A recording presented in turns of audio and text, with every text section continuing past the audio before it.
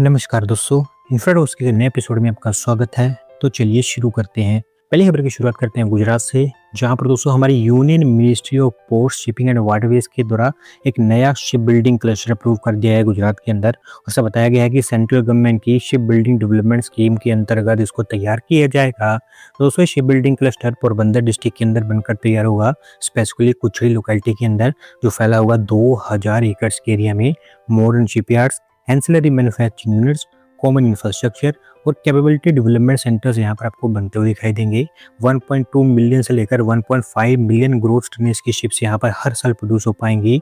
इसके साथ साथ वाडीनार के अंदर एक शिप रिपेयर फैसिलिटी को भी अप्रूव किया गया है, जहाँ पर 650 मीटर की एक जेटी और 2 लार्ज फ्लोटिंग ड्राई डॉक्स भी सेटअप किए जाएंगे। 1570 करोड़ रुपीज की इन्वेस्टमेंट इसके ऊपर होगी। दीनदयाल पोर्ट अथॉरिटी और कोचीन शिपयार्ड लिमिटेड दोनों मिलकर इसे सेटअप करेंगे। अगली दोस्त अपडेट महाराष्ट्र से है, जहां पर दोस्तों महाराष्ट्र कैबिनेट ने एक अर्बन चैलेंज फंड अप्रूव कर दिया है और इसके थ्रू उनकी कोशिश है कि स्मॉल और मीडियम सिटीज में इंफ्रास्ट्रक्चर डेवलपमेंट को प्रोपेल किया जाए। तो दोस्तों बेसिकली इस फ्रेमवर्क के अंतर्गत होगा ये कि महाराष्ट्र में लोकल अथॉरिटीज को इनकरेज किया जाएगा कि वो इंफ्रास्ट्रक्चर डेवलपमेंट के लिए गवर्नमेंट ग्रांट्स पर डिपेंडेंट ना रहे, उसकी बजाय loans, private investors, PPP models और म्यूनिसिपल बॉन्ड्स जैसी जो अलग अलग चीजें हैं, इन सब चीजों को एक्सप्लोर करें, ताकि छोटी सिटीज में भी इंफ्रास्ट्रक्चर डेवलपमेंट तेजी से किया जा सके और लोगों को यहाँ पर बेहतर फैसिलिटीज दी जा सके। अभी जो अर्बन चैलेंज फंड अप्रूव किया गया है उसका बजट 44,800 करोड़ रुपीज का रखा गया है, जहाँ पर 11,200 crore rupees central government contribute करेगी।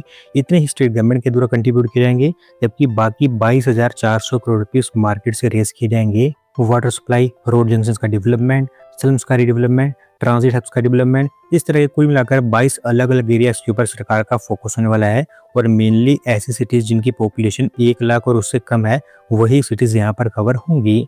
अगली दोस्तों अपडेट कुछ कैबिनेट डिसीजंस को लेकर है, जहां पर दोस्तों हमारी कैबिनेट कमेटी के द्वारा कुछ हिस्टोरिक डिसीजंस लिए गए हैं देश के अंदर, और वैसे बताया गया है कि 2.19 लाख करोड़ रुपीस इनके ऊपर खर्च किए जाएंगे। तो दोस्तों इनके बारे में वन बाय वन मैं आपको बताऊं तो सबसे पहले वाराणसी के अंदर एक एलिवेटेड कॉरिडोर अप्रूव किया गया है गंगा रिवर के ऊपर, जो NH-19 से स्टार्ट होगा और वाराणसी रिंग रोड पर जाकर टर्मिनेट हो जाएगा। 18.56 किलोमीटर की इसकी लेंथ होगी और इसमें आपको एक आइकॉनिक केबल स्ट्रीट ब्रिज और एक एक्स्ट्रा डोज्ड पेडेस्ट्रियन ब्रिज बनता हुआ दिखाई देगा। 14,448 करोड़ रुपीस इसके ऊपर खर्च किए जाएंगे। इसके साथ साथ वाराणसी में ही वरुणा रिवर के अलोंग एक और लिंक कॉरिडोर अप्रूव किया गया है, जो NH-31 से स्टार्ट होगा और काशी रेलवे स्टेशन के पास इसी एलिवेटेड गंगा कॉरिडोर के साथ आकर कनेक्ट हो जाएगा। 43.21 किलोमीटर की इसकी भी लेंथ होगी और 10,998 करोड़ रुपीस इसके ऊपर भी खर्च किए जाएंगे।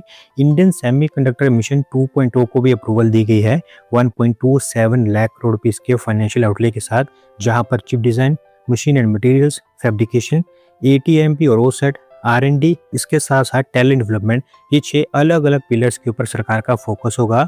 मोबाइल फोन मैन्युफैक्चरिंग स्कीम भी अप्रूव की गई है, जो एक टाइप से पिछली PLI स्कीम का सक्सेसर होगा। 62,500 करोड़ रुपीस का फाइनेंशियल आउटले इसके लिए भी सामने रखा गया है।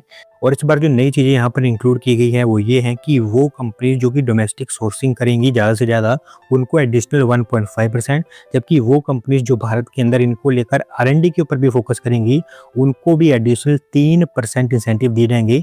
बाकी सेल्स के ऊपर तो इंसेंटिव दिए जाएंगे जो पहले भी दिए जा रहे थे। रेल के एरिया में ओडिशा के अंदर पारादीप से हरिदासपुर के बीच में रेल लाइन डबलिंग अप्रूव की गई है।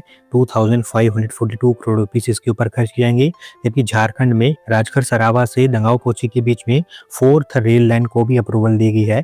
1,365 करोड़ रुपीस इसके ऊपर भी खर्च किए जाएंगे। आखिरी में यूरिया प्रोडक्शन को लेकर और भारत को यूरिया के प्रोडक्शन में सेल्फ रिलायंट बनाने को लेकर national investment policy for urea 2026 भी अप्रूव की गई है। अगली दोस्तों अपडेट स्टार्टअप्स को लेकर है, जहां पर दोस्तों इंडियन AI स्टार्टअप एमर्जेंट ने यूनिकॉर्न क्लब को ज्वाइन कर लिया है, क्योंकि अभी फिलहाल उनकी वैल्यूएशन $1.5 बिलियन को क्रॉस कर चुकी है। तो दोस्तों एमर्जेंट बेसिकली एक सॉफ्टवेयर क्रिएशन प्लेटफॉर्म है, जो पिछले कुछ समय से देश के अंदर काफी अच्छा परफॉर्म कर रहा है, स्पेसिफिकली AI के एरिया में।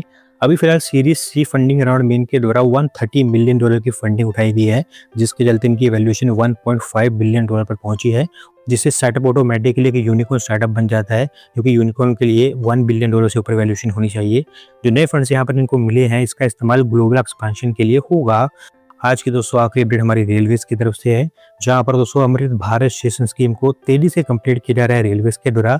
और भी उनके द्वारा ऐसा बताया गया है कि 75 और रेलवे स्टेशन का रीडेवलपमेंट कंप्लीट हो चुका है, जो ओपनिंग के लिए पूरी तरह से तैयार है। तो दोस्तों अमृत भारत स्टेशन स्कीम के अंतर्गत आप जानते हैं कि 1300 से ज्यादा स्टेशन को डेवलप किया जा रहा है और हर कुछ ना कुछ दिनों पर किसी न किसी स्टेशन के कंप्लीट होने की अपडेट यहाँ पर आती रहती है।